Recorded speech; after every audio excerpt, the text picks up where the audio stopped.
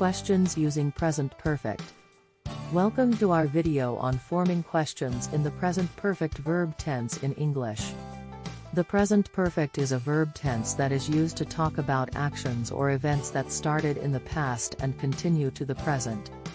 In this video, we will be covering how to form questions in the present perfect, the use of auxiliary verbs, and the difference between the present perfect and the simple past.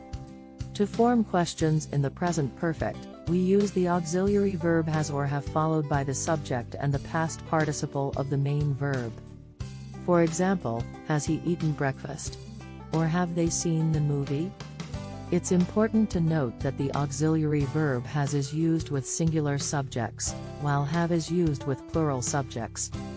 Additionally, the present participle of the main verb is formed by adding ed for regular verbs and by changing the verb for irregular verbs like in have you seen? The present perfect is used to ask about actions or events that started in the past and continue to the present, or to ask about experiences or changes that have happened in someone's life up until now.